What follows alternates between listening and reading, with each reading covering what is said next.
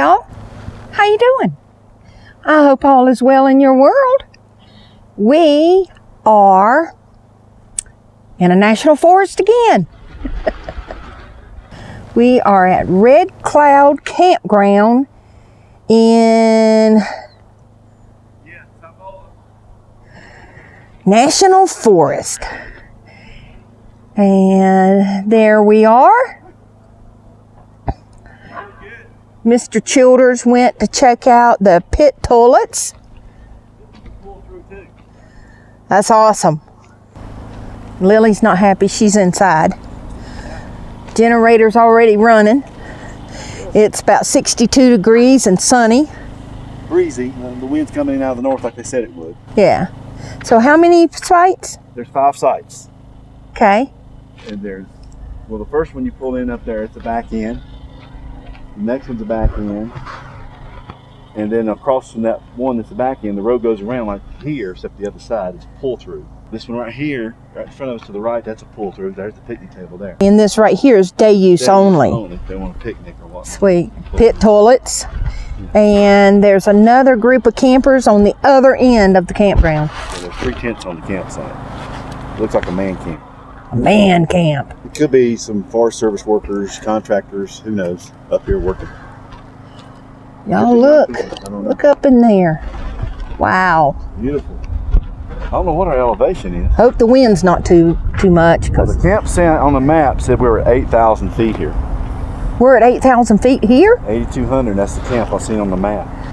But hey, this is really nice. Seriously. Because of the weather system being like it is what it is. It is what it is, that's it. Hey, you don't never go out off the broken trail. You don't find these places. It's 5 miles to get back in here, but the road was good. Yeah, it was fantastic. So even if it rains, I'm not worried. Right, it's gravel. It's gravel. It's just like this road right here. Of course, everything got dusty, but we were dusty from before. Yeah. So we're not worried about it. That comes off easy at the car wash. Yeah. But no big deal. But there we are. We might stay a couple nights here. Yeah. And there are bears here. Oh, yeah. Of course, the bear boxes, the trash is full up there. Oh, of course it is. That's okay. We don't. But on our site, we have 2 picnic tables, a big giant fire ring, and a tent pad. Of course, there's cow patties everywhere because it is a national forest. But maybe the cows got in here. Maybe. They tried keeping them out. So they looks like they put new fence up in the back here. Mm-hmm. Look how big that fire ring is. Yeah, it's a big one. And maybe that's the grill too. That's amazing. Well, it's well used, so the locals must use it, or people must use it. So this looks like a well used. It's all good because it's just wood. It's not full of trash. You gonna say hey to everybody? Say hello. Hi. Hi. You want to come out? You do? You were just a napping. All right, happy girl. Come on. Come on. For a frou-frou dog, she loves being outside. This dog loves camping. Checking out all the places we go, don't you? Huh? Yeah? All right, y'all. Today is May the 6th. Hey. Oh, sugar mama. I'm 2 days late. It's May the 8th. Okay. Well, this is our place today. We might stay a couple days. We got food, supplies, and water. Oh, yeah. And it's so quiet. That's what everybody that talked about this place said, that it is super quiet up here. Mr. Childers. What? What do you do when you come to a place like this? What's this called? Red Cloud? Red Cloud Campground. And I think we pronounce it Cibola National Forest in right. Eastern New Mexico. Yeah, it's right outside of Corona. Yeah, I look at my map. We're almost straight south, I think about 150 miles from Santa Fe. Just take 285 south, then we run that into 54. We came on 54 for about 30 miles. Mm-hmm. And 5 miles back in here to this particular campground. And the road was really good. Yeah, the road was good. It had some cattle guard crossings. You got to slow down. Yeah. But it's peaceful back here. It's quiet. I don't hear no shooting or nothing. I don't mean there won't be any later. I don't know.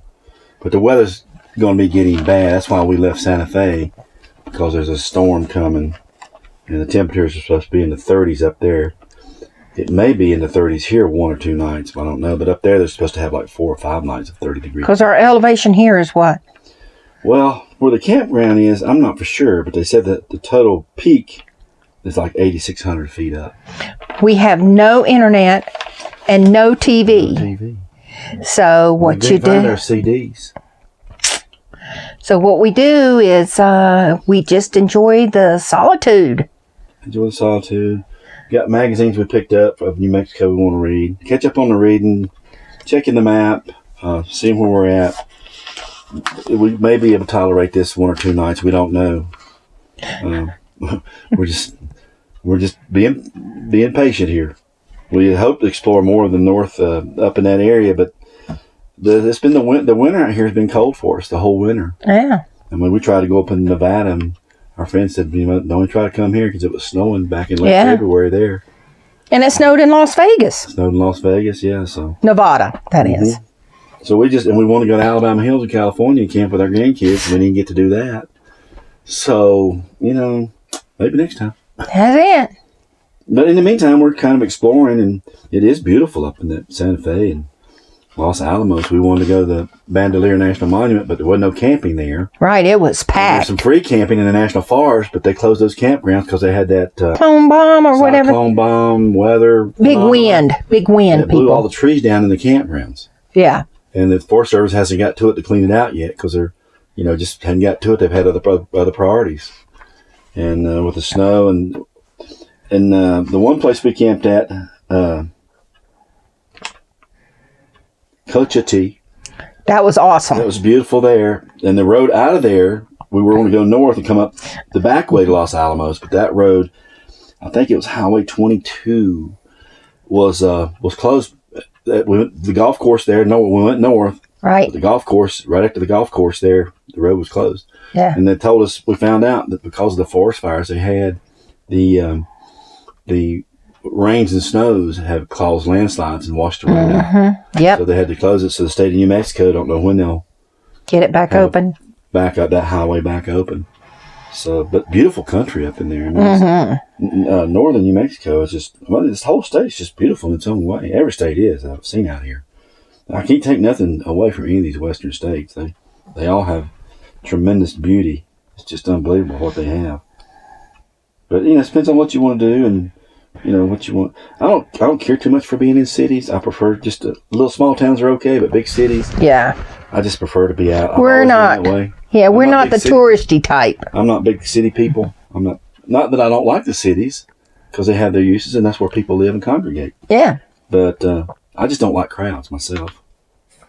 And it's not fun to drive an RV through a big city. No, that's that's part of it. That's not fun to drive anything nowadays. Okay.